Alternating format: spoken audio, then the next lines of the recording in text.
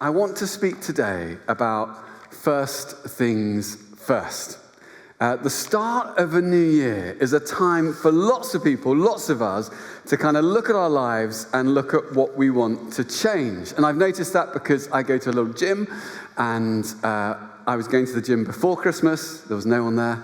I went to the gym between Christmas and New Year. There was no one there. And then this week, it has been like there's a flood of people. People I've never seen before have just piled into the gym. You can't use any equipment. You have to stand around waiting. And I don't know what will happen. I don't know what it'll look like next week, if they'll gradually go or stay. But it looks like lots of people have woken up on the 1st of January and said, this is the year I'm going to start going to the gym. So I'm feeling a little bit put out at the moment that there's so many people in my gym. And I don't know what it is for you, whether you think about a new daily rhythm, waking up a bit earlier, maybe putting your phone to bed a bit earlier in the evening. Maybe you want to read a book a month. You want to go to the gym each week.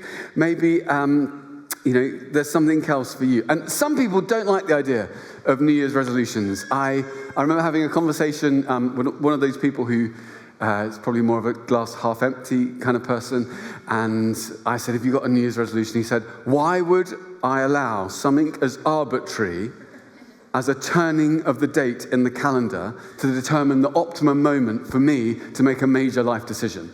So I was like, is that a no? He's like, no, I haven't got I was like, okay. And it's interesting because the research shows there's a guy in the US who's done a lot of research on resolutions, and he says at the end of the year, out of the 41% of people who will have started New Year's resolutions, only 9% will have carried on with them. And you think, well, why bother?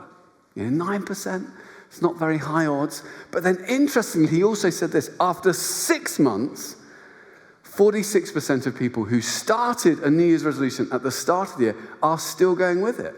And that's actually quite high. And it's 10 times more than the equivalent ability to sustain a life change if you just pick it at any other time of the year. And I don't know why that is, but something about the start of a new year gives people a resilience and ability to sustain their resolution more than any other time in the year. It's often about 4% who are still going.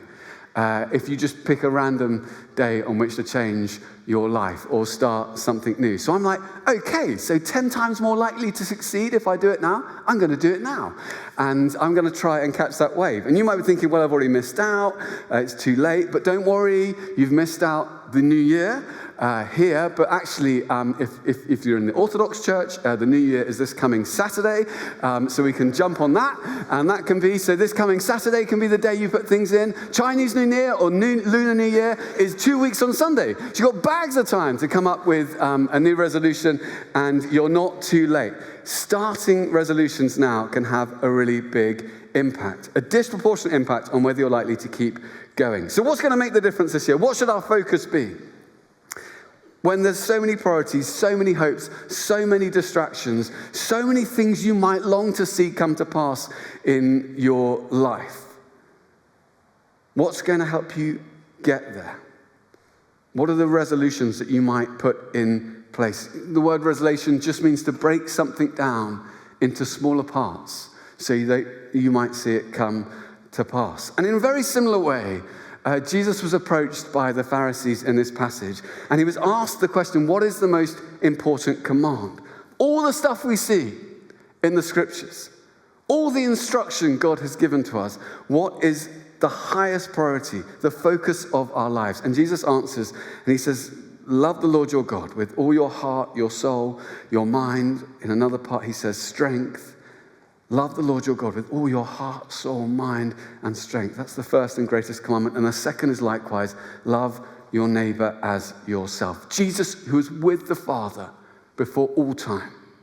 Jesus, who is the Word made flesh. Jesus, who knows the scriptures better than anyone who has walked on the face of the earth and knows the purpose and meaning and significance of the scriptures better than anyone who has walked on the face of the earth. It says the most important, the greatest is this. What's the significance of that? Why did he say that? And how might we focus our lives towards that? Well, Diane Comer sums these two commands up as loving God with passion and loving people on purpose. What does it mean to love God with passion? Well, the question the Pharisees asked was a great question. Because at that time, there were at least 613 discernible, identifiable commands within Scripture. Now, that's a lot. 613 is a lot. There were kind of 248, which were kind of positive commands. You must.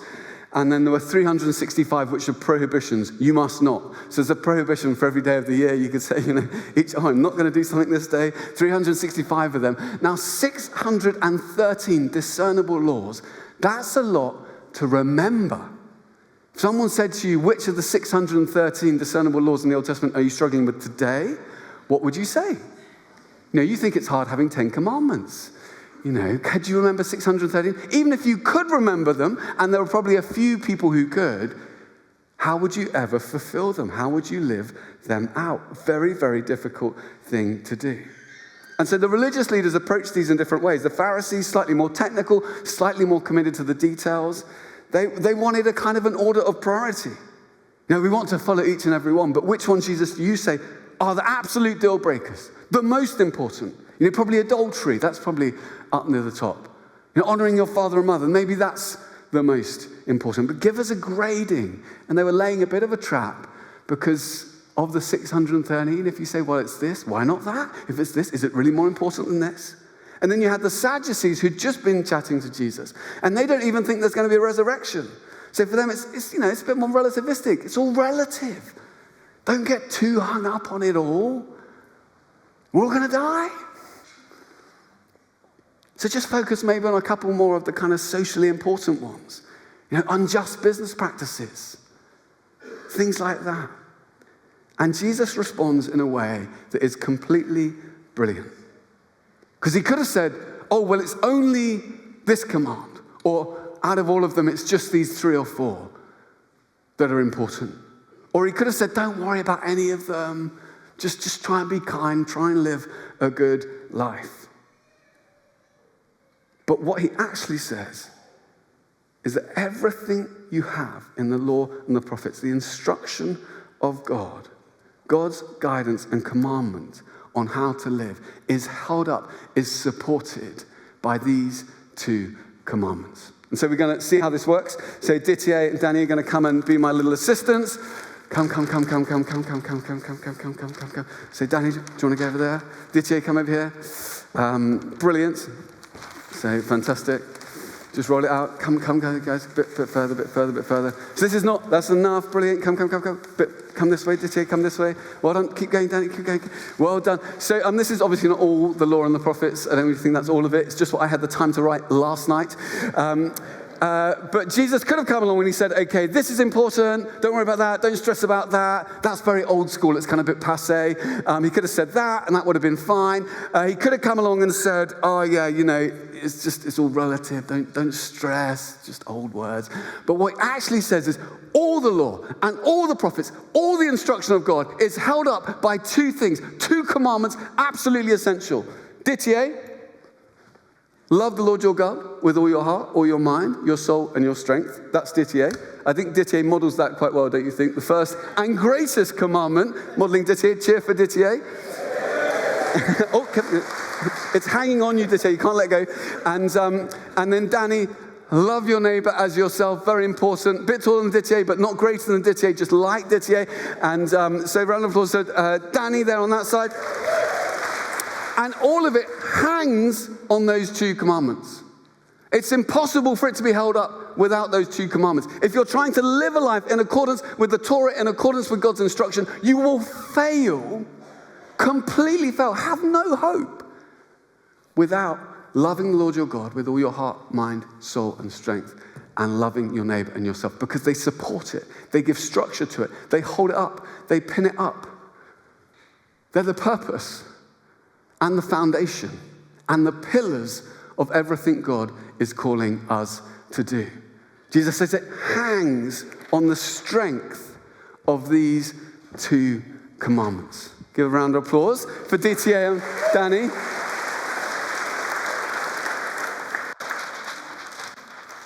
So, this is what it used to be like in the temple. You just, guys, come on, just roll up the tour. And so I don't know how you find this, but love God with passion. Love people on purpose. It all hangs on those two commands. Love God with all your heart, all your mind, all your soul, all your strength. And I find this really challenging. I don't know how you find the word love in life. Maybe you're very comfortable with it. You're happy to say, I love this, I love that, I love this, I love that. At times I've really struggled with the word love and just using the word love. It feels like quite a strong emotion to articulate. Not always very comfortable with that. When Beth and I started dating, we started dating at the end of November, and we got through the first Christmas, always a bit touch and go. And then we got to the end of January, and February was approaching, and February meant Valentine's Day. And I don't know how you found Valentine's Day, but Valentine's Day, when you're about 3 months into a relationship, is a really tricky milestone. Because, you don't want to go overboard, you don't want to be too intense, but you don't want to be underboard. That's not a good thing to do. So you don't want to kind of freak them out by overloading them with gifts, but you don't just want to send a text. Please don't just send a text. Don't do that. It's really bad. And so I wasn't quite sure how to approach Valentine's Day, and Beth gave me a card. And in that card, it had 3 words written in it that I hadn't expected, didn't anticipate, and if I'm honest, scared me a little bit. And they were these words: I love you.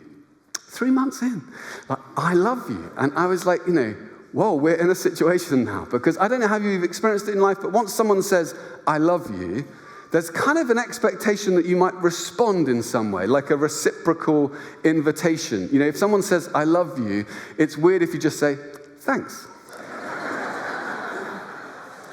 Or, I love you. It's really nice. I love you. So kind of you to say that. Really appreciate it. Doesn't quite cut it. And so I had a bit of soul searching to how to work it out. And I realized as we approached Valentine's Day, no, I do love her. And, it took me a while to work that out and to say it out loud because unusually for a 20-year-old guy, I was a bit scared of commitment. And everything we do, all the love we have for God only comes as a response to our understanding of his love for us. In the beginning of your love for God is an experience, a realization, a revelation of his love for you. And sometimes I think there's a lot going on in my heart. There's a lot going on in my mind. A lot going on in my soul. So many things competing for my attention and my focus and my passion. Maybe you love your career. Maybe you love your family. Maybe you love your partner. Maybe you love your independence. Maybe you love your routine. Maybe you love your comfort. Maybe you love your convenience. Now, those are all good things. They're great things.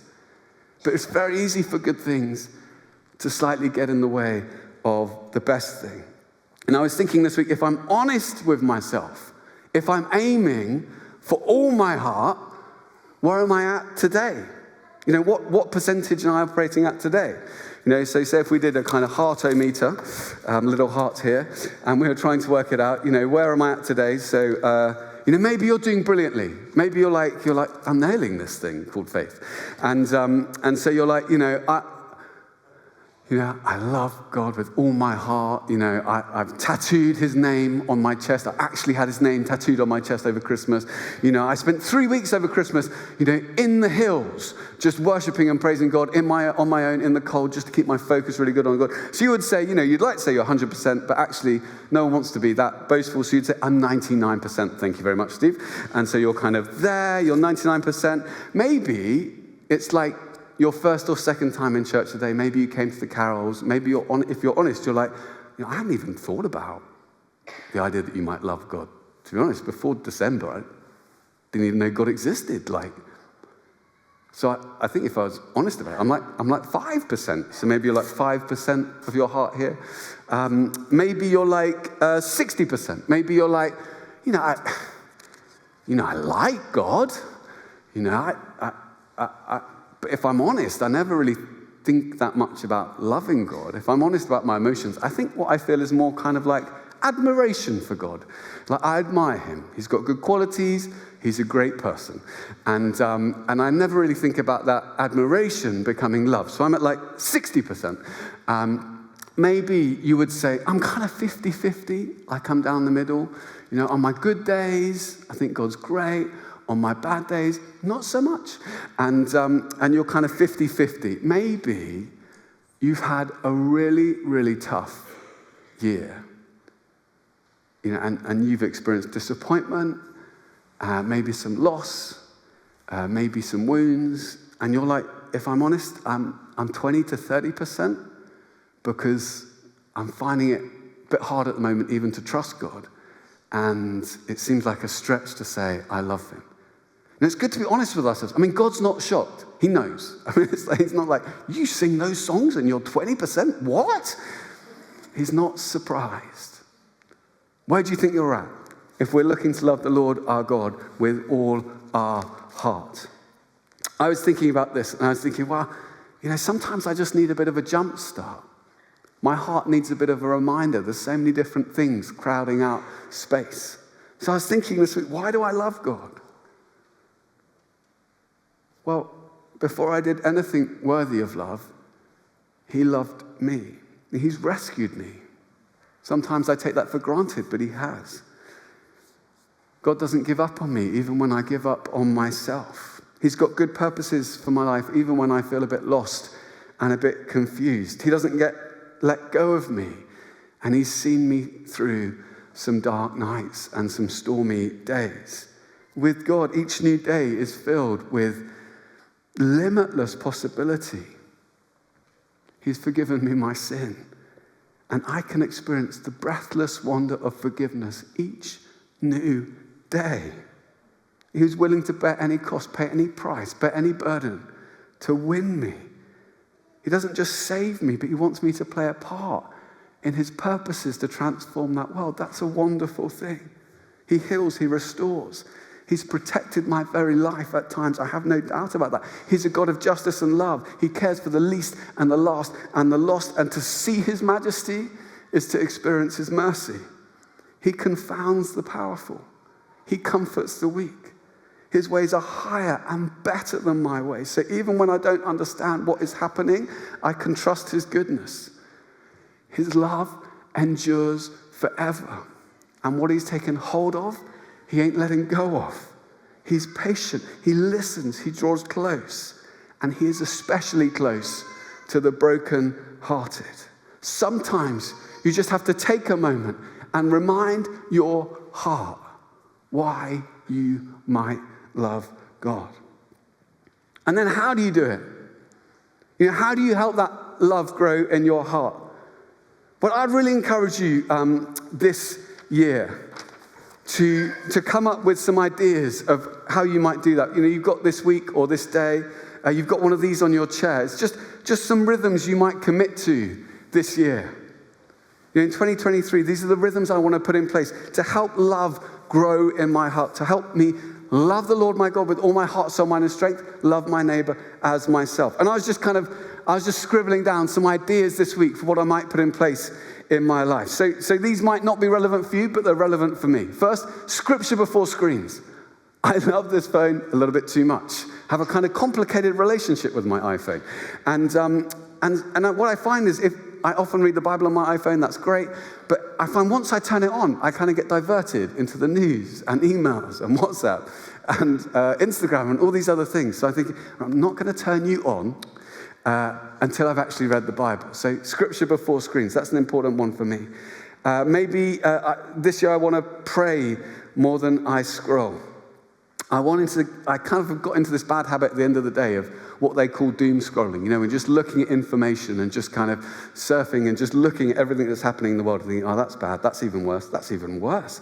And when I come face to face with Jesus Christ at the end of days, I don't want to, when he says, what are you doing in 2023? I don't want to say, I used my thumb a lot. Like I was really good at kind of like scrolling up on my iPhone. And so I just want to pray more than I scroll, because it's good to be informed, but I don't need a blow-by-blow account of everything that's happening in the royal family every single day, each hour. It's good to know what's going on in Ukraine, but I can become a little bit like, oh, what's the difference between a Bradley infantry fighting vehicle and a Marder? It's like, how do they relate to each other? So maybe you want to pray more than you scroll. Maybe you want to pray as you walk. Simon last week made me laugh. He was saying that he can fall asleep in any position praying. It was amazing. And I can be a bit like that sometimes. I'm praying, I'm sitting down. I kind of like, particularly at the end of the day. So maybe I need to change how I pray. Maybe need to pray walking around, pray as I walk. For me, I think this year, because I'm not very good at the gym and I'm a real amateur and I don't lift much, I might try praying as I lift in the gym. Not out loud because that would freak people out. Our Father in heaven. That would not be good. I'd probably get banned. But pray as I lift, or do something like that. Try and pray in a different way. Worship more than I worry. Maybe you're one of those people that wakes up at 3 a.m. worrying about something. So maybe, on your phone, you want to put together a little playlist, like my worry playlist. When I'm tempted to worry, I'm going to worship. I'm going to worship more than I worry. And just listen to songs that remind your heart of God's goodness.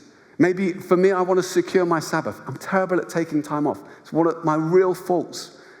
This year, I want to kind of secure that time because it's not just an invitation, it's a command.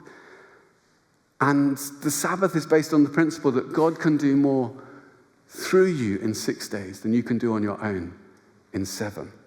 To trust that. You will never change your life until you change something that you do daily. What are the things that you might put in place today to strengthen that hook? To strengthen that hook of loving the Lord your God with all your heart, your mind, your soul, and your strength.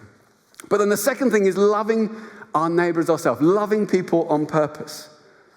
And Jesus says the second is like it. Love your neighbor as yourself. What does that mean? Like it, flowing from it, based on the same proposition. Why? Because we love God for who God is. And we love our neighbor because they bear God's image. Anyone you meet this week, they bear God's image. They're your neighbor. The people you come across in your workplace, even the difficult people, even your boss. They're your neighbor. They bear God's image. They're not randoms.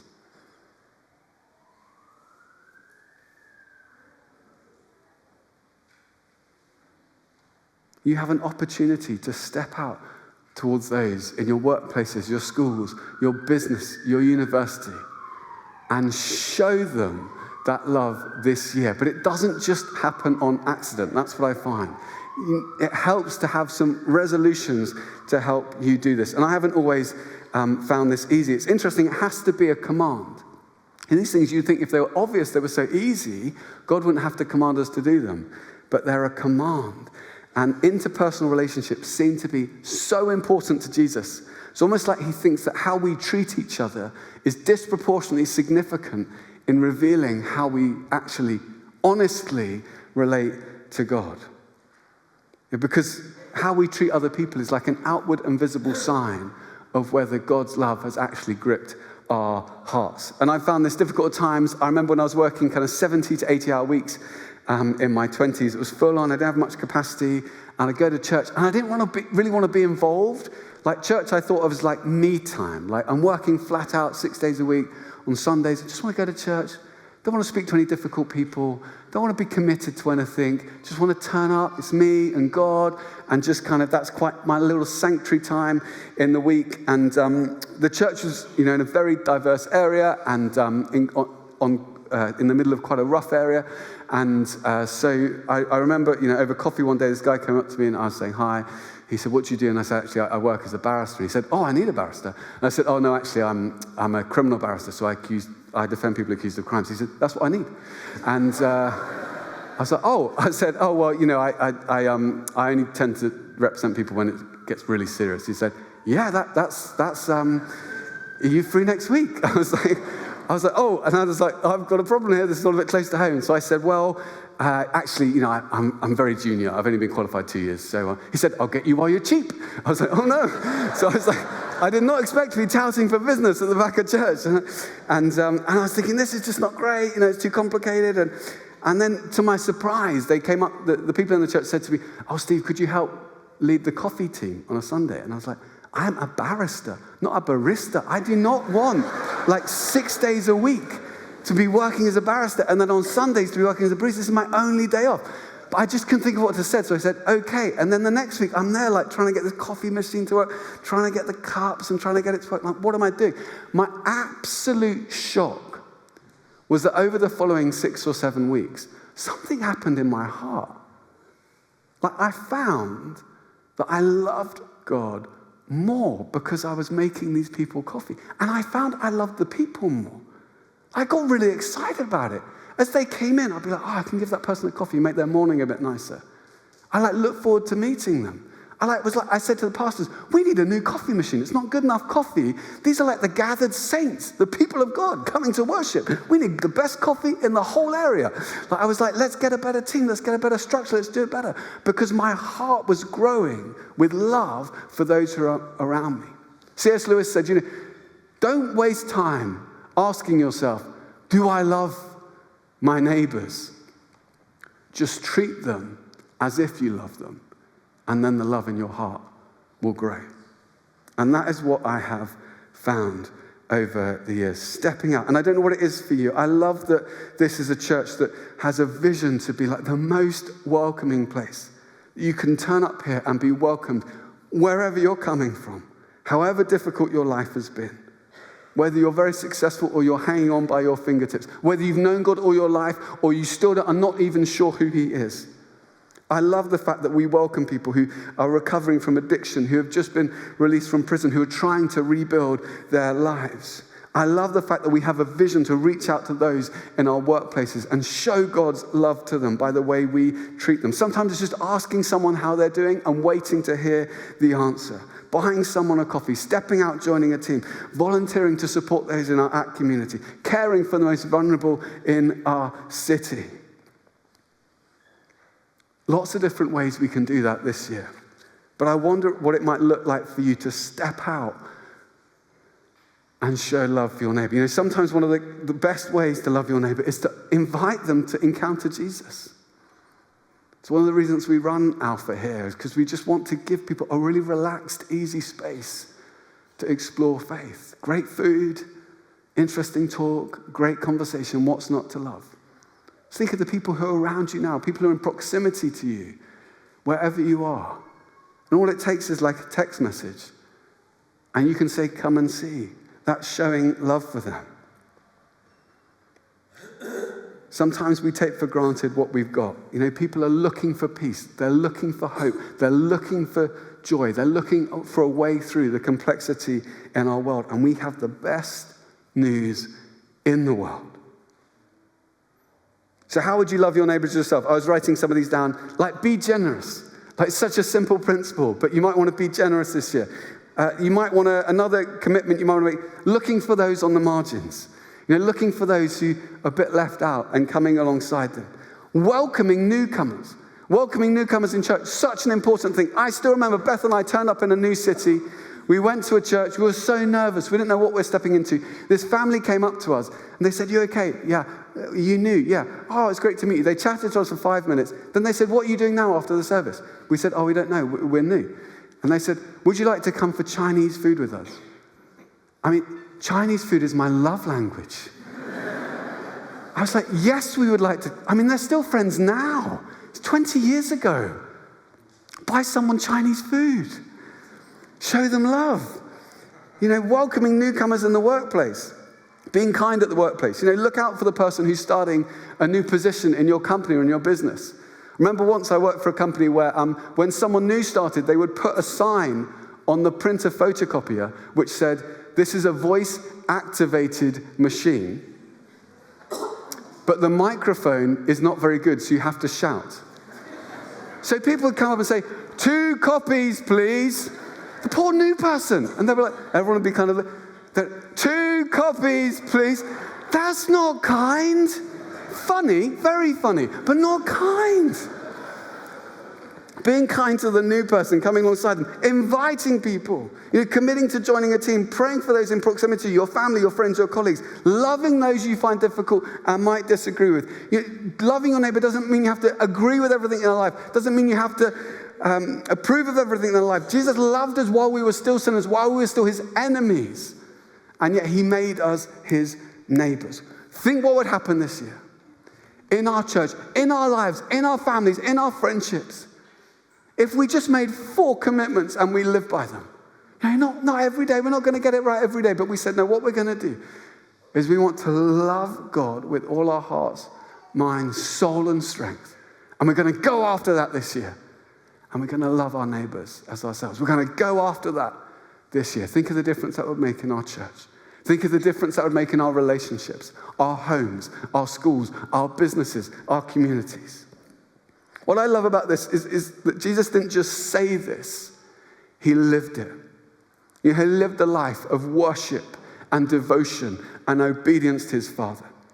And he demonstrated extraordinary love and compassion to people others wouldn't even have noticed, wouldn't even have touched. People others thought were beyond redemption. And he didn't just live it, he died it.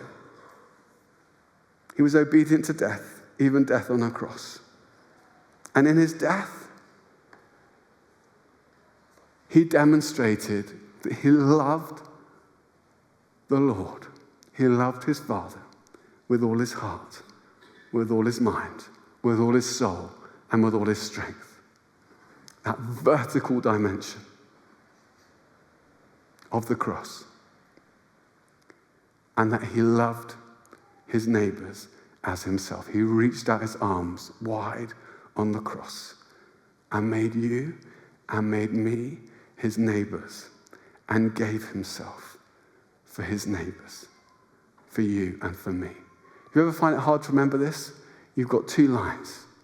Love the Lord your God with all your heart, mind, soul, and strength. And love your neighbor as yourself. The vertical, the horizontal. Jesus lived it, he died it. And it's by his example, through his power, by his saving grace, that we even have a hope of making a go of it this year. This isn't intense, it's not heavy, it's meant to be an adventure, it's meant to be fun. But what could you commit to that might make a difference this year as we seek to love God with passion and love others on purpose? In Jesus' name, amen.